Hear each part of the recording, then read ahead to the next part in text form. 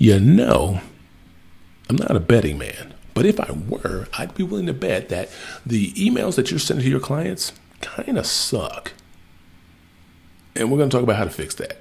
Stick around. Hey there, how you doing? It's Chris, your friendly neighborhood internet Sherpa, back again with another one of those tips on how to bring bodies to the door, put cheeks in the seats, and of course, build your list. It's that building list thing we're going to be talking about a little bit today because, it is so core to this major thing that you should be doing that chances are you are not. And that's what I'm here for, to make sure that you get on the up and up and all the things that you need to have coordinated and set up to be really successful in your business. Okay, so where does this rant come from? Where's this conversation coming from? Got an email from one of my clients, and it wasn't really an email sent to me.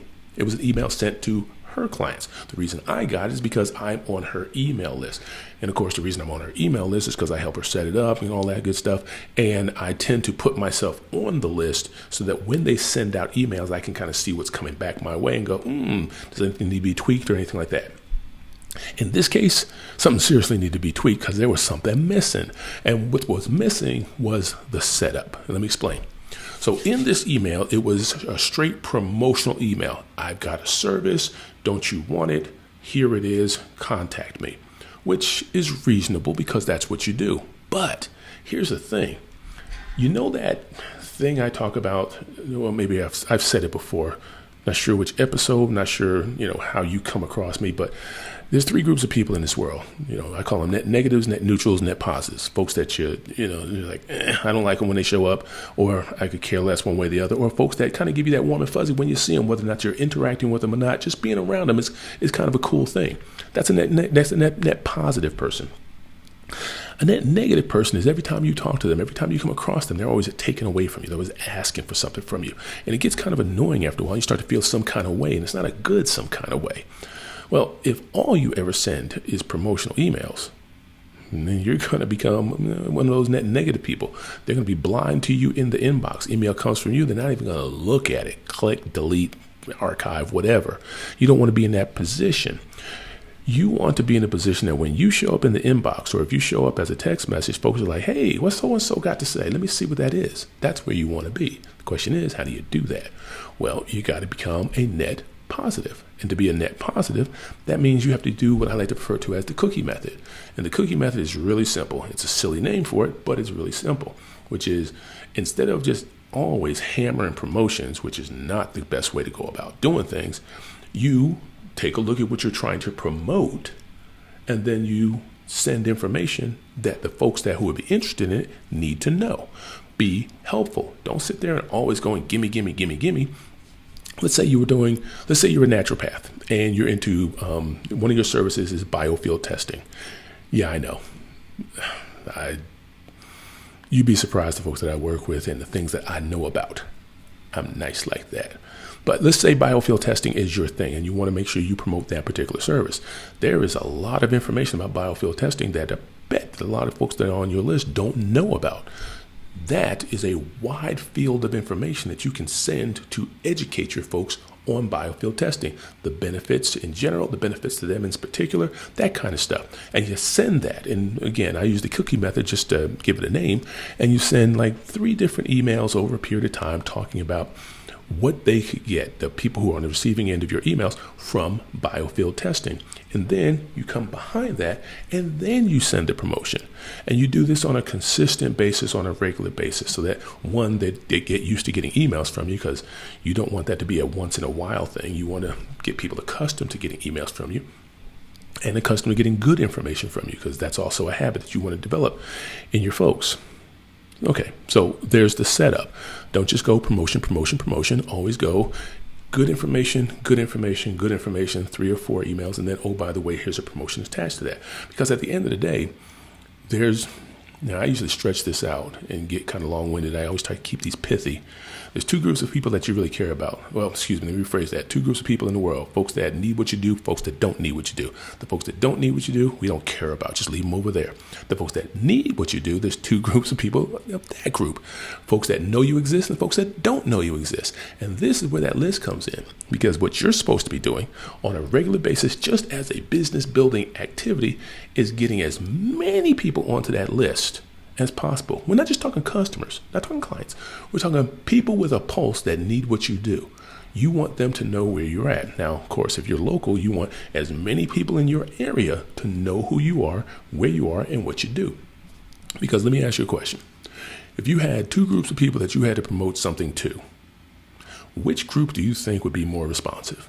The folks who have never heard of you, that you have to educate on who you are, what you do, and all that, or the folks that have already crossed that bridge, the folks that already know what you do, already feel some kind of way about you because in their mind, you're a net positive. Which do you think you're going to get more response from? I know, it's kind of self-evident. So what you should be doing on a regular basis is getting that first list or that list of folks as big as possible. Now, when I say your list, I'm talking about there's two groups of people on that list, folks who have sat in the chair, folks who haven't been in the chair yet. That group of folks that's in the chair, eventually you want as many of those in the chair as possible so they turn from just leads and prospects and all that good stuff into clients. But even before they are that, they're potential clients. So you want them on the list. Now, the reason why we talk about this is that most folks don't pay attention to non-clients, and it starts from scratch every single time. And I want to go back to those two groups of people that you're trying to promote to. Folks who need what you do, that know what you do, that know you, and folks that need what you do, that don't know you. If you're constantly building that second list, getting those holes in your calendar filled is a whole lot easier. So you need to be doing that particular method. Now, here's the thing. I had this funny little analogy because whether you know it or not, this strategy, quote unquote, that I'm explaining to you right now, you're doing one of two versions of it. I call it the Macy's version or the Kohl's version. I'm not sure exactly how you shop or where you shop, but let's just use those two stores as an example, as a paradigm for this little conversation. Now, Macy's been around for a while. They're kind of well established and all that. And they, in my opinion, let's say that they have the opinion that their thought process is this. They know what we do. They know where we're at. They know what we're about. When they're ready, come on in. We'll be here because we're Macy's. And then there's Kohl's. And if the Kohl's where you happen to be is like the Kohl's where I'm at, if you go out to your mailbox, you're only going to go, you can't go 30 days without seeing a promotion from them. It's that their idea is like, hey, we know who you are. We know you know us. We got this thing over here. They're constantly reaching out, reminding you that they're over there as if you would forget. Macy's is like, they ain't going to forget about us. And Kohl's is like, hey, don't forget about us. Two different ways of doing the same thing. The one that you should be doing is the Kohl's method, which is you constantly are reminding people, oh, by the way, this thing that you may or may not need, we do this over here. And oh, by the way, here's some information. That's what you should be doing. So that really comes down to the last little piece of this puzzle, which is, well, how do you get people onto that list? The cool part is that is well-trod ground. How you do that is the easiest thing in the world. How do you get people to raise your hand? If you type that online, if you type that into the search box for Google, you'll see all kinds of things about lead magnets and such like that. Now, I'm going to save you a little bit of trouble. If you drop into the show notes, what you'll see is like I haven't put it together yet, so I'll do it right after I'm done with this, which is a how to get anonymous people to raise their hand. Because these are the folks that you want on your list. How to build your list. As a matter of fact, that's what I'll call it. How to build your list. And what it'll go into is the tools that you can use to get people to give you their contact information so that you can then market to them directly.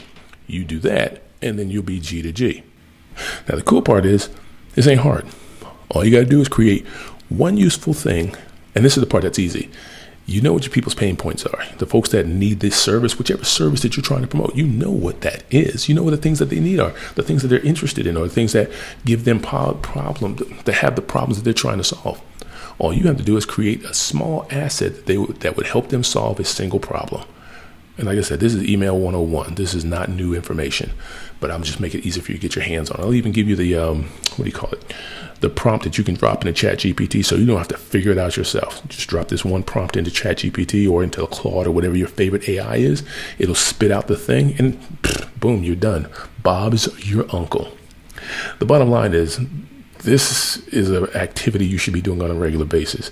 If you sign up for Client Connect, we put this together for you as part of the onboarding process. But this is like I said, this is so routine in the course of things that you should be doing that I'll give you this one for free because we're nice like that. So check out the show notes. I'll put it together. If this publishes before it shows up, give me a day or so I can put it in there. But it's going to be there. Depending on when you see that, it'll already be there. You get the idea. The bottom line is, your emails suck if they do suck, because I don't really know that they suck. But if they do suck, it's because you're not doing the part where you're, one, warming up your audience, and two, building that audience of people that need to hear what you're trying to send. This is a very, very specific system that you should have in your business. It should be set up. And if you need some help with that, not quite sure where you're at, obviously reach out to your boy, 702-582-6708, or hit me up, support. Yeah, now let's go with info. Yeah, info at c2local.io, and then we'll get you where you need to be. But the bottom line is, the fundamentals are the fundamentals. And if you put them in place, got the structures in place, everything you're trying to do, everything else you're trying to do is so much simpler. All right, that's it for now. I'll hit you up next week. Build that list, folks. It's huge, huge. I'll talk to you later. Bye-bye.